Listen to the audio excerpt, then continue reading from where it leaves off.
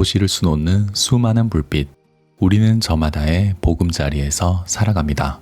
모두에게 안식처가 되는 보금자리이지만 저마다 처지는 다릅니다.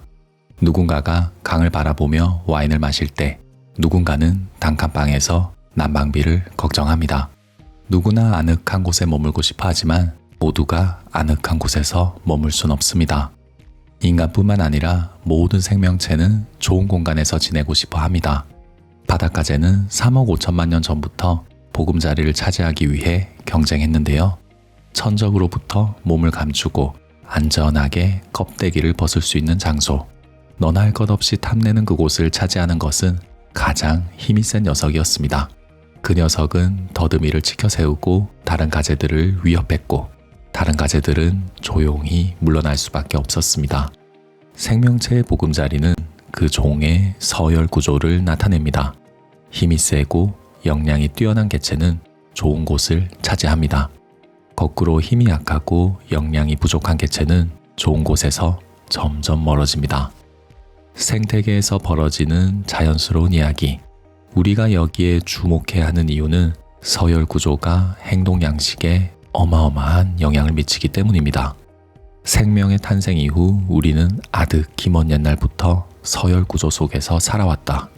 피부와 손, 폐와 뼈를 갖기 전부터 서열을 두고 싸웠다. 따라서 서열 구조 내에서 자신의 위치를 파악하는 뇌의 영역은 아주 오래전에 생성된 뇌에서 가장 원초적인 부분이다. 뇌는 세로토닌이라는 신경화학 물질을 분비합니다.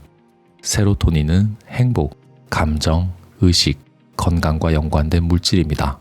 세로토닌 수치가 높은 사람은 당당하고 변화를 즐깁니다. 반대로 세로토닌 수치가 낮은 사람은 불안하고 걱정이 많습니다. 승리한 바닷가재, 즉 서열 구조에서 높은 지위를 차지한 녀석의 세로토닌 수치는 높습니다. 반대로 패배한 바닷가재의 세로토닌 수치는 낮습니다.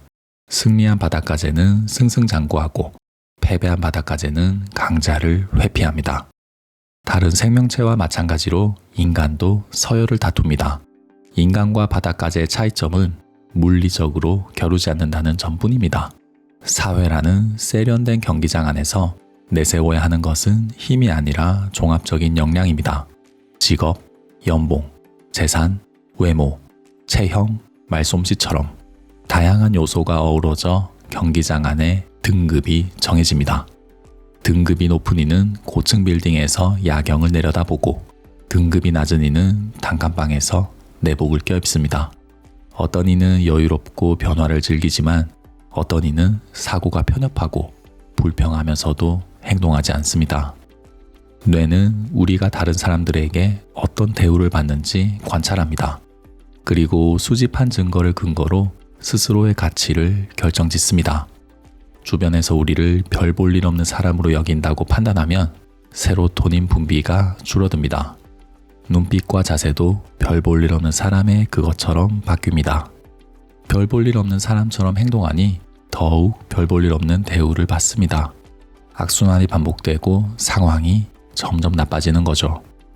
만약 당신이 싸움에서 진 바닷가재처럼 축 늘어진 자세로 다니면 사람들은 당신을 지위가 낮은 사람이라고 생각할 것이다. 인간과 갑각류가 모두 가지고 있는 뇌 속 가장 깊숙한 곳의 서열 계산기도 당신의 서열 순위를 낮게 평가할 것이다. 그러면 뇌에서 나오는 세로토닌의 양이 줄어든다. 행복감이 떨어지고 불안감과 슬픔은 커진다. 당당하게 자기 목소리를 내야 할 때 패배를 인정하고 뒤로 물러서게 된다. 우리는 살면서 셀 수 없이 많은 평가를 받습니다. 가정에서, 학교에서, 직장에서, 모임에서 우리가 받는 대우는 내가 경기장에 어디에 서 있는지 알려줍니다. 다른 사람의 평가에 익숙해지면서 나도 모르게 내 몸에 등급을 찍습니다.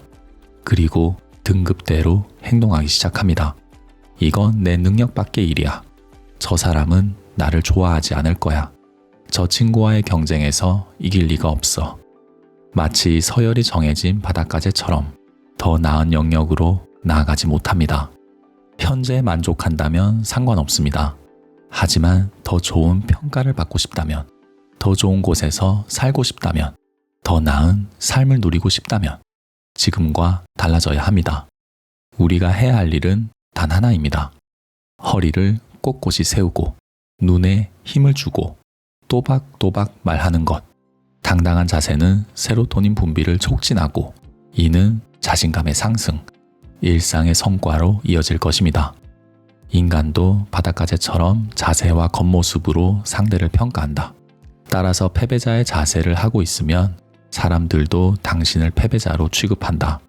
반대로 당신이 허리를 쭉 펴고 당당한 자세를 하고 있으면 사람들 역시 당신을 다르게 보고 그것에 맞게 대우한다.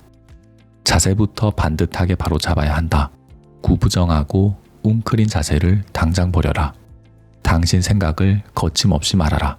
바라는 것이 있으면 그런 권리를 가진 사람처럼 당당하게 요구하라. 허리를 쭉 펴고 정면을 보고 걸어라. 세로토닌이 신경회로를 타고 충분히 흐를 것이고 두려움이 사라질 것이다. 우리가 자세를 바꾸는 순간 사람들이 우리를 실력자로 생각할 것입니다. 그들의 우호적인 반응은 불안을 줄이고 자존감을 높입니다. 사람들과의 관계가 원만해지고 그들에게 긍정적인 인상을 남기게 됩니다. 좋은 일이 일어날 확률이 높아지고 실제로 좋은 일이 생기면서 더욱 자신감이 생깁니다. 선순환이 시작되는 것입니다. 실제로 바뀐 것은 없습니다. 몰랐던 것을 알게 된 것도 아니고 놀라운 역량을 갖추게 된 것도 아닙니다. 키가 커진 것도 아니고 외모가 변한 것도 아닙니다. 그런데 행동이 달라집니다. 가진 게 많아도 실패한 사람처럼 행동하면 실패하고 가진 게 없어도 성공한 사람처럼 행동하면 성공합니다. 단지 태도를 바꿨을 뿐인데 삶의 혁명이 시작됩니다. 이제 지우개를 움켜쥐고 몸에 찍혀있는 등급표를 지울 때입니다.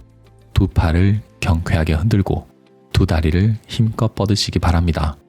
원하는 것을 이미 갖춘 사람처럼 행동하고 여유를 갖고 눈앞에 있는 모든 것을 바라보세요. 그 순간이 성공을 향한 첫걸음입니다.